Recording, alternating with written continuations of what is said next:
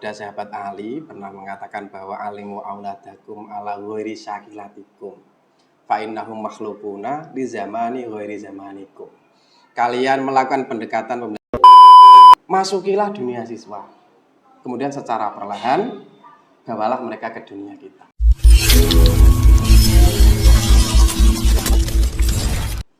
Assalamualaikum warahmatullahi wabarakatuh. Waalaikumsalam warahmatullahi Pak Rohim, wabarakatuh. selamat datang di Satyanamus. Oke, terima kasih Pak. Ini mengenai perkembangan siswa-siswa kita, Pak. Pelajar-pelajar sekarang ini sangat berbeda dengan pelajar-pelajar yang zaman kita itu ya. Betul. Kalau zaman dulu itu siswa dikasih tugas itu dikerjakan, diperintah apa saja itu kemudian diindahkan. Itu berbeda dengan sekarang. Mereka cenderung ingin suatu format baru, suatu pendekatan baru dan ingin suasana yang baru seperti itu. Dikasih tugas itu ya paling akhir nanti dikerjakan. Kasih PR itu ya sepertinya itu malas-malas juga mengerjakan. Padahal juga nggak pintar-pintar amat. Ini kan persoalan. Termasuk tugasnya meskipun tidak terlalu susah. Walaupun tugas-tugas yang gitu. Ini sebenarnya ada apa ini yang di dunia anak-anak ini sebenarnya apa? Seakan-akan kita nilai seakan-akan ada kemunduran. Ya. Tapi ini sebenarnya yang terjadi itu apa? Ini versi saya Pak ya. Ya. Kalau menurut saya memang kita kan semua sudah memahami bahwa zaman itu kan sudah berubah Pak. Ya. Biasa orang menyebutnya sekarang kan zaman 4.0 lah gitu. Jadi tentu saja ketika zamannya berubah, karakter anak juga berubah. Nah, kalau karakter anak sudah berubah, tentu saja pendekatan kita sebagai guru tentu juga harus berubah. Tentu Bapak masih ingat sabda sahabat Ali pernah mengatakan bahwa alimu auladakum ala ghairi syakilatikum fa innahum makhluquna di zamani ghairi zamanikum. Kalian melakukan pendekatan pembelajaran kepada anakmu itu jangan sesuai kebutuhan kamu sekarang, tapi sesuaikanlah dengan anak, karena mereka itu hidup tidak pada zaman di mana kita hidup. Tentu saja kalau kita masih menyangka bahwa kita dulu sebagai murid dengan metode guru yang seperti itu masih efektif, bisa jadi sekarang tidak efektif lagi karena kebutuhan anak memang sudah berubah. Di sini ini yang menjadi satu hal pertanyaan mendasar, apakah harus berubah? Apakah bisa berubah? Yang namanya pemahaman, kemudian namanya knowledge itu penerapan ilmu, itu kan ya dari dulu seperti itu, tetap ngajarin dari satu-satu, dari dasar, kemudian sehingga dia tahu konsep-konsep dasar. Terus yang dirubah apanya ini? Yang jadi masalah kan gini Pak, anak itu mau belajar apa tidak? Anak itu merasa butuh pembelajaran itu apa tidak? Kan gitu. Jadi kalau anak-anak kita paksa gini, kadang guru kan merasa pendapatnya paling benar kan gitu. Padahal sebenarnya kan teori-teori pembelajaran sekarang kan juga banyak berubah gitu. Kalau dulu teori behavior kebiasaan itu menjadi nomor satu, sekarang sudah tidak. Sekarang itu kalau di kurikulum Merdeka itu pendekatannya bukan pendekatan pembiasaan, tapi pendekatan siswa itu mengalami sendiri pembelajaran tersebut. Gitu. Lebih ke mengalami sendiri. Kalau dulu kan pembiasaan akhirnya gara-gara terbiasa anak-anak menjadi tapi sekarang itu pendekatannya bagaimana anak itu konstruktivisme sekarang istilahnya. Bagaimana anak mengkonstruksi sendiri pemahamannya. Terus peran kita kayak apa kalau seperti itu? Kalau sebagai guru, kalau di standar proses terbaru dari pemerintah itu, guru itu perannya ada yang menjadi fasilitator, ada yang menjadi guru itu bukan hanya penjejal materi, bukan hanya penyampai materi, tapi guru itu malah kalau bisa itu fasilitator di kelas, menjadi teman siswa ketika di kelas. Biarkan kita mengkonstruksi, memberikan langkah-langkah apa yang harus dilakukan siswa, kemudian siswa nanti biar menemukan sendiri dan kita sebagai pendamping, sebagai fasilitator nanti mendampingi anak. Gitu. Apa tidak ditakutkan misalkan dia mengalami sendiri, kemudian enjoy dengan project-projectnya, dengan apa yang dialami, apakah dia tidak ditakutkan nanti membentuk konstruksi sendiri ala mereka, sementara mereka juga terjejali dengan beberapa informasi luar dan demikian luas, apa enggak takut ini misalkan nanti salah dalam menyerap ilmu dan akhirnya menjadi karakter yang aneh gitu, gimana gitu ketakutannya ini. Nah, ketika pembelajaran sudah selesai itu kan ada tahapan refleksi, ada tahapan kesimpulan. Jadi guru nanti dari beberapa penemuan anak itu nanti guru menyimpulkan, oh ternyata yang benar tuh ini, yang benar ini, yang benar ini, kelompok ini kesalahannya di sini. Jadi kita nanti yang menyimpulkan tetap gurunya di belakang. Tapi yang penting anak-anak merasa terlibatkan. Kalau di kelas itu kan kadang anak merasa gini, sebenarnya anak itu kan tidak terlalu peduli dengan guru yang tidak peduli pada mereka. Guru memaksa pembelajaran menulis di murid itu sebenarnya tidak peduli sama orang yang tidak peduli dengan dirinya. Sebenarnya seperti itu. Tapi mungkin ada rasa takut dihukum. Karena takut sama taat tentu kan beda, Pak ya. Kalau sekedar ngantuk kita siram air, mungkin mereka takut tidak tidur. Tapi kalau tidak ada kita kan tetap tidur. Tapi bagaimana kita memahamkan anak bahwa tidur di kelas itu sebuah kebiasaan yang jelek yang akan berpengaruh pada cita-cita mereka. Intinya adalah bagaimana kita penyadaran. Bukan kok menakut-nakuti. Dan itu kerja yang tidak mudah, betul sekali, Pak. Jadi makanya di buku Quantum Teaching karya Bobby De Botter itu dikatakan kunci keberhasilan guru itu adalah masukilah dunia siswa. Kemudian secara perlahan bawalah mereka ke dunia kita. Oh, gitu. Masukilah dunia siswa. Kalau siswa sudah tertaklukkan, itu otomatis kan mereka akan mengikuti arah gitu. Nah, ini makanya kenapa banyak yang mengatakan kalian kan di pondok. Kalau di pondok itu kan begitu taat sama gurunya. Kalau di sekolah kok tidak bisa? Mungkin karena mereka sudah menerima kiai pondok itu sebagai gurunya. Mereka bersyukur punya guru di pondok itu.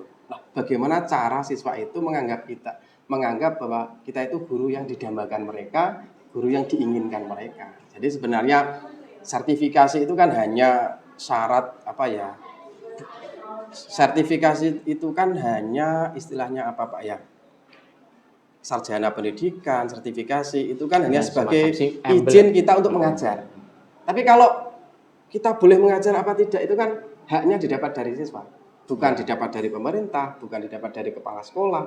Tapi kan bagaimana kita pengakuannya tetap dari siswa. Oh, saya mau diajar Pak ini, saya senang diajar Pak ini. Nanti insya Allah lebih enak dalam pembelajaran berikutnya. Nah, ini kan kadang-kadang begini, Pak.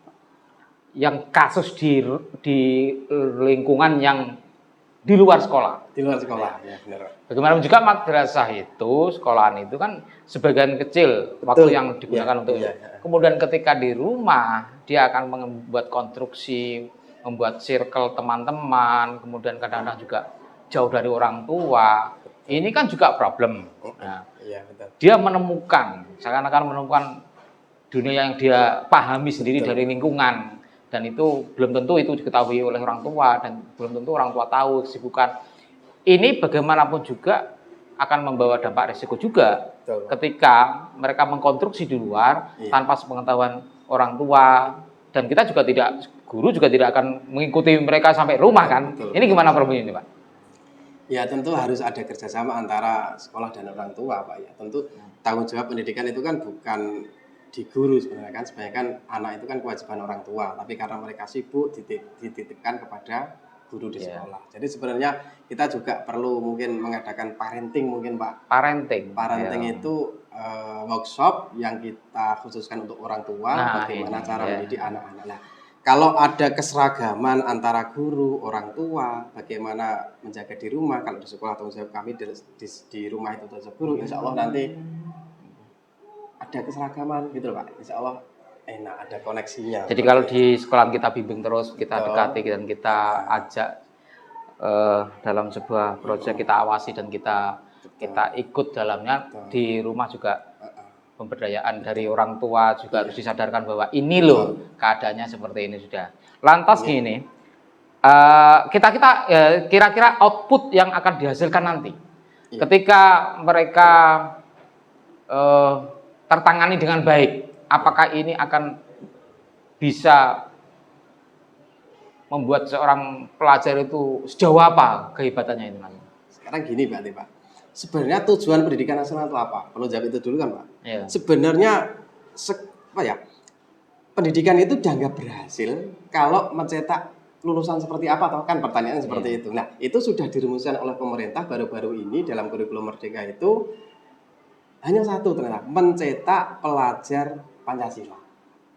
Berarti menerjemahkan pelajar Pancasila ini tugas kita sebagai guru. Karena kurikulum Merdeka memang sudah berjalan, tetapi yang terjadi di lapangan hanya sekedar ganti nama.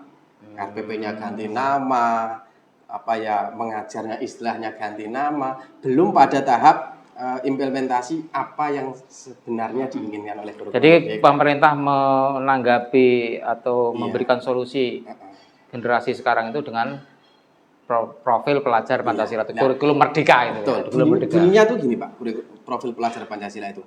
Pelajar Pancasila adalah pembelajar sepanjang hayat yang kompeten dan berperilaku sesuai nilai Pancasila. Dan itu dilengkapi kalau di madrasah itu ada profil pelajar rahmatan lil alamin adalah pelajar rahmatan lil alamin adalah, saya bunyinya kurang begitu ingat, tapi yang jelas ada Islam yang moderat, dan sesuai dengan ajaran Islam. Intinya adalah yang pertama itu diksinya adalah pembelajar sepanjang hayat. Artinya bagaimana siswa itu senang dengan belajar. Siswa dianggap berhasil itu ketika lulus mereka senang dengan belajar. Mereka menganggap belajar itu tidak hanya dibatasi oleh ruang kelas, tidak hanya ketika di sekolah, tapi ketika mereka nanti sudah lulus, mereka masih senang dengan ilmu. Karena kan untuk mencari ilmu sekarang kan tidak hanya butuh guru saja kan Pak. Mereka bisa lewat YouTube, bisa lewat Google, bisa lewat masa sekarang ada AI. Itu kalau anak sudah merasa cinta dengan ilmu, merasa bisa mencari sendiri ilmu itu seperti apa, itu nanti mereka sampai dewasa pun akan senang dengan belajar. Jadi kalau di pelajaran waktu kita sekolah sore itu fakir sen dan harus cinta ilmu, kemudian menumbuhkan mereka itu sadar bahwa ilmu itu penting, mereka merasa butuh untuk belajar dan mempelajari, dan ini tidak bisa kalau hanya dicekoi. Betul. Mereka harus bergelut mencari ilmu, mengkonsumsi sendiri, kemudian dia nanti akan mengetahui bagaimana rasanya mendapatkan ilmu dari sebuah kerja yang betul-betul. Dan tugas utama dari kita berarti kan bagaimana membuat pelajaran itu menarik. Bagaimana mungkin mereka akan senang ilmu kalau kita prakteknya mereka menganggap ilmu itu kok susah ya. Iya, kadang-kadang gitu. Jadi ketika kita belajar dulu itu ya. Kalau diajar tanpa tahu ini sebenarnya gunanya mau apa, ini sebenarnya untuk apa sebenarnya. Terus kemudian kalau kita tanya, nanti kamu tahu sendiri ya.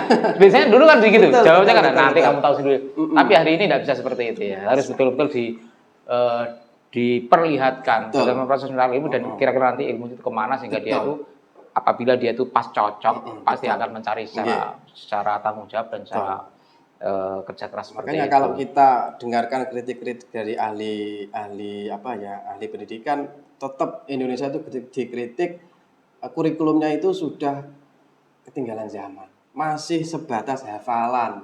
Coba Pak tesnya Pak, kalau kita ada tes PAT, ada tes PTS, apa yang diuji? Hanya hafalan. Dan kesalahan kita sebagai guru hanya mengapresiasi siswa yang hasilnya bagus. Padahal proses itu kan penting. Anak sekolah itu kan proses.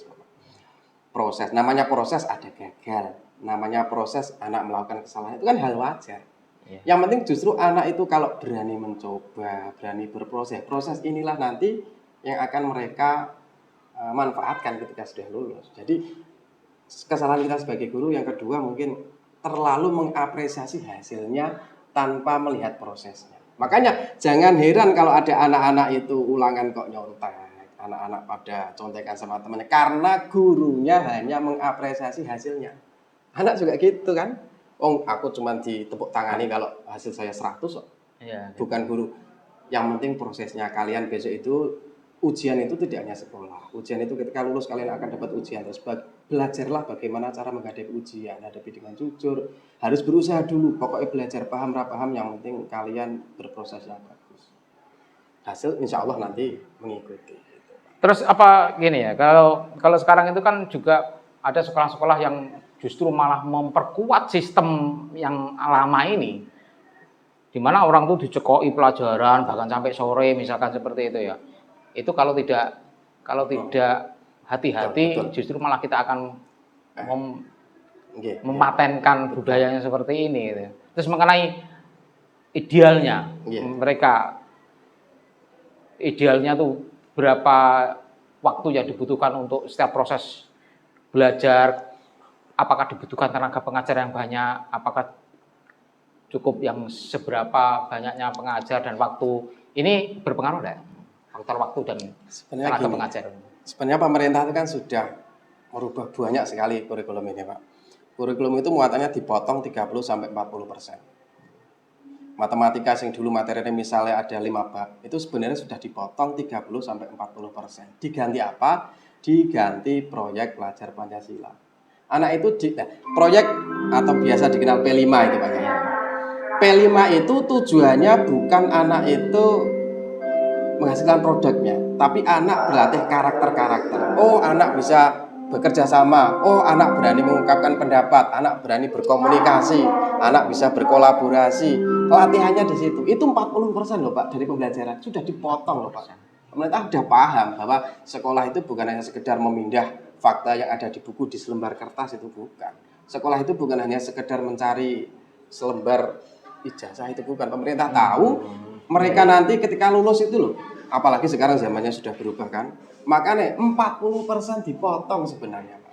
Tetapi di prakteknya di sekolah-sekolah masih menganggap bahwa hafalan itu sebagai yang utama. Padahal itu lagi Pak, padahal tes masuk perguruan tinggi sekarang sudah tidak ada pelajaran.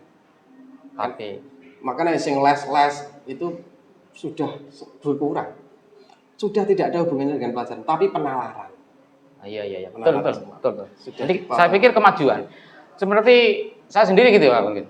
Pengalaman saya tuh kalau mengajar misalkan di KNO-an, saya tidak akan mendidik siswa. Saya tuh akan mendidik seorang kader. Bukan siswa lagi. Ini sampai berontak. Karena apa? Kalau cuma sekedar siswa, mereka hanya sekedar tahu dan tidak sampai menjadi sebuah energi, sebuah pergerakan. Ini bahaya. Dia tahu tentang pelajaran IPNU IPPNU, tapi tidak tahu mana gerakan IPNU dan apa yang harus dikerjakan. Sehingga saya mencetuskan bahwa kita itu mendidik bukan siswa, tapi mendidik seorang kader. Jadi itu lebih ke semangat, herois, kesadaran, dan itu jiwa-jiwa yang terbebaskan dari belenggu-belenggu rutinitas seperti itu menuju ke pencerahan pemikiran saya dan action yang luas. Itu sebenarnya yang tersempat jadi penelitian. Kalau selama ini kita membentuk siswa, ini bahaya. Kapan kadernya? Yang kita butuhkan adalah orang-orang kader. Apa bisa dikatakan seperti itu, Pak? Ya mungkin itu salah satunya. Jadi kader lebih baik daripada sekedar siswa. Karena pengalaman saya kuliah dulu banyak yang teman-teman berangkat bersama NU, tapi di sana akhirnya berubah aliran juga banyak Pak. Juga banyak. Ya. Baik Pak Rakim, saya kira itu satu hal yang bagus untuk bisa melihat lebih jelas lagi apa yang terjadi sekarang, generasi Z, generasi yang sekarang berbeda dari generasi dulu, dan pendekatan pembelajaran yang seharusnya dilakukan. Terima kasih. Assalamualaikum. Kapan-kapan bisa dilanjut, baru permulaan. Assalamualaikum warahmatullahi wabarakatuh. Terima kasih.